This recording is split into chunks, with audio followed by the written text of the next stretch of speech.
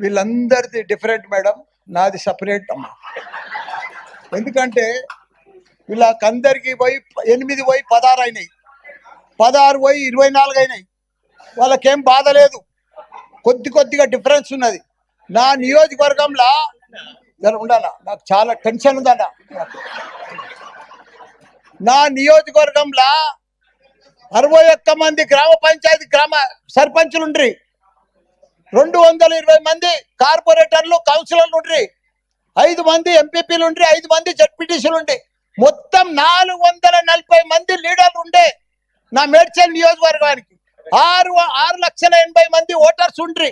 దాన్ని మొత్తం తీసుకుపోయి సత్యనాథ్ చేసి 16 కార్పొరేటర్లు 16 డివిజన్లు చేసిరమ్మా. నాది ఎట్లుంది ఇప్పుడు నా పరిస్థితి అమ్మా?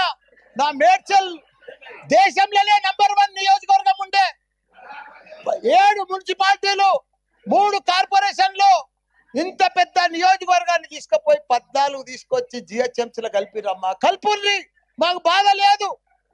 కానీ ఇప్పుడు జర ఉండనా, నా ఫ్లో అయిపోతుంది. మీరేమో బాగా అలా, ఇక మీకు 2 నెలలు ఉంది, ఇక మీరు ఉరుకులాడకూరి మీరు.